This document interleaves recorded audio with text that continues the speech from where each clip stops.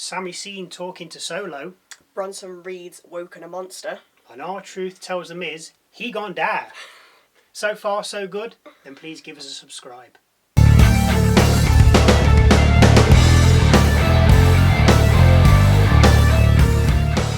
Welcome to Wrestle MSX. I'm Michael. I'm Sally. And apparently it's Halloween.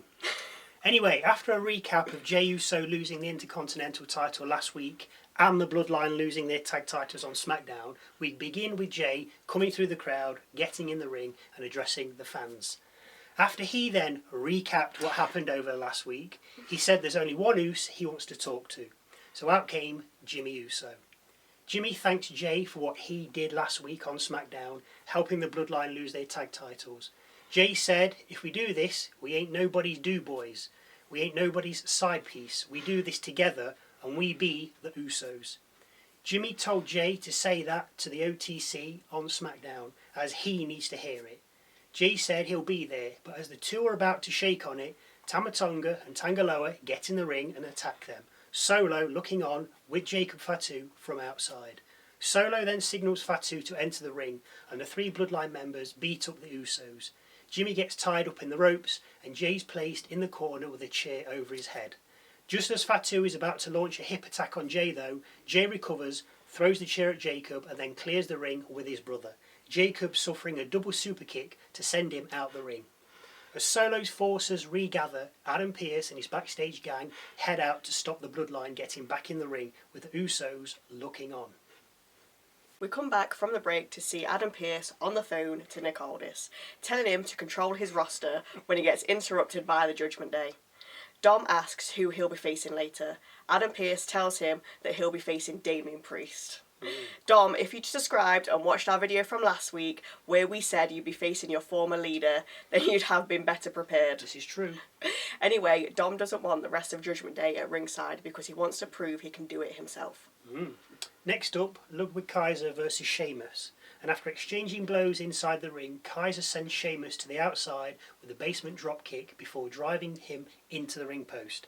Sheamus then drives Kaiser into the ring steps before both men get back in the ring, beating the count out. When we come back from the break, Sheamus misses a bro kick and ends up back outside the ring.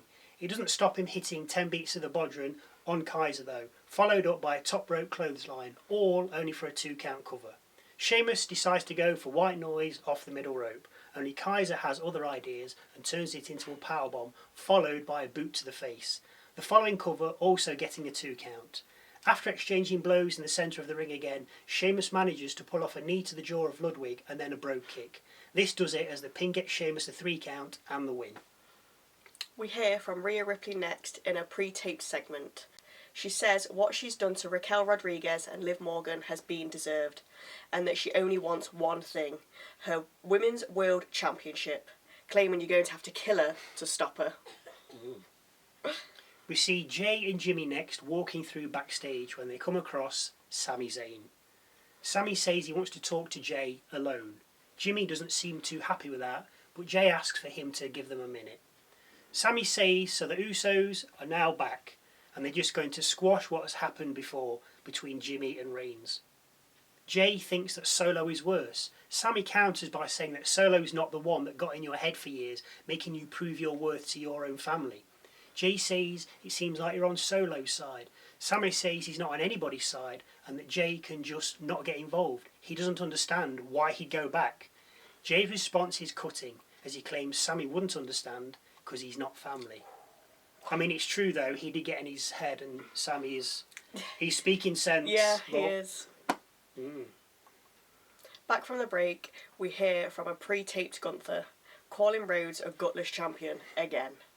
He then advises Cody that before he and Orton take on Gunther and Kaiser on SmackDown this Friday, to put Orton to one side and ask him how it feels to be choked out by the ring general, because the same is going to happen to him and he'll realise that he's the secondary champion to Gunther. Strong words. Next up, Zelina Vega with Joaquin Wilde and Cruz del Toro going up against Ivy Nile, who of course is accompanied by the Creeds.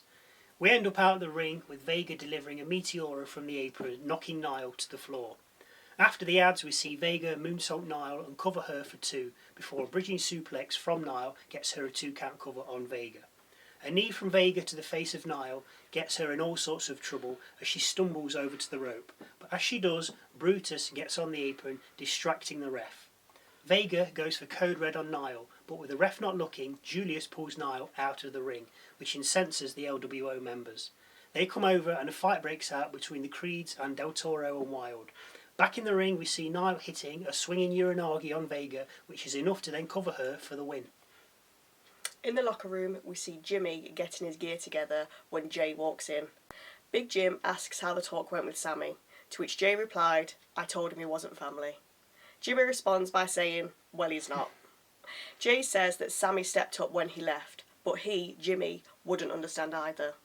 Jimmy says he'll talk to him. Jey thinks something bad is going to happen, but Jimmy says, "We're just going to talk, you have my word." Seth Rollins out next, and we get some whoa in. We must have some time. Before Seth says he's hunting a monster and that Bronson Reed's woken something up inside him, and he likes it. Reed then interrupts Seth via the Titantron. He's in the parking lot and goads Seth that if he wants him, he's right here. Rollins takes the bait and heads out. Adam Pearce tries to stop Seth, but he pushes straight past him, as do a few backstage hands, but they soon get tossed aside. The two men begin to fight, with Seth getting the upper hand by jumping from a stack of crates and stomping Reed into the bonnet of a car. Seth then tells us that the world has forgotten what he's capable of, and that's a reminder. Reed then comes to, and the men begin to fight again. Seth gets into the back of an open truck trailer, but Reed throws a bin at him, knocking him down. Reed gets in the trailer himself, grabs Rollins, and performs a running Death Valley driver out the truck to the outside. Backstagers then come running out, but the damage has already been done. Absolute carnage. Love it. Yeah. R-Truth speaks with Alpha Academy next, but gets interrupted by The Miz. Miz apologises, saying he needs him more than ever. The two high-five before Truth says, "I'm glad you found me because I've got something I want to give you." He then reaches in his pocket, pretending he has something for The Miz. He does. A punch. With Miz on the floor, Truth bends over him and says, "Good luck with the Wyatts, y'all gonna die." Next out, Rey Mysterio and Dragon Lee against War Raiders against The New Day in a World Tag Team Championship #1 Contenders Tournament Finals triple threat match. Yes. Kingston and Lee double team Ivar to begin with, but that lasts all but 20 seconds as Ivar then floors his two smaller opponents, covering Lee for a 2 count with Woods breaking the pin. Eric and Ray also then enter the ring, but the two Vikings end up cleaning house, sending the other two teams to the outside. Back from the break, and Eric, Ray and Woods are hitting the tar out of one another before the Raiders double team Woods and cover him for a 2 count. Ray then turns the tables on the Raiders, tornado DDTing Ivar and taking Eric out with a head scissors. Ray goes to tag Lee, but Woods knocks Lee off the apron and then knees Ray. Ivar then gets back in the ring as Woods tags Kofi. Kofi takes it to Ivar and Ray, hitting both with a double leg drop. Ray then gets SOS'd and covered for 2. Just before the break, we watch Kingston trust fall on the other two teams as they've all been sent to the outside. We come back and see Lee taking out Eric, Kingston, Woods and Ivar before covering Kofi for 2. We then see Ray Hurricane Rana Eric off the top rope as Lee delivers a powerbomb to Kingston and covers him. Woods breaks the pin on 2.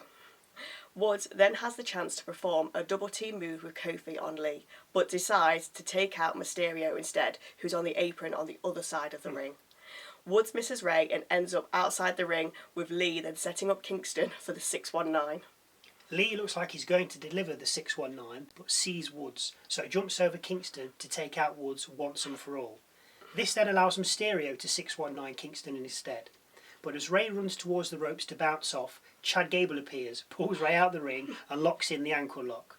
The War Raiders then get back in the ring and double team Kingston with a springboard, clothesline, German suplex combo. This in turn ends with Eric covering Kofi for the 1-2-3. We get an update on Seth Rollins, who's been sent to a medical facility complaining about back pain. To be honest, I'm not surprised. No, I'm not after what happened to him. We then see Miz asking Adam Pearce where his security is. Karrion Kross then appears with Scarlett and AOP and asks the Miz what the plan is. Miz says that if we see the Wyatt 6, we run. Nice. Great plan. Cross says he actually came up with the plan. He tells The Miz that he's going to help him find Bo Dallas, and that when he finds him, he's going to ask him why he's getting involved in Karrion's business. If not, then he's going to break his legs. Nice. It's a bit harsh.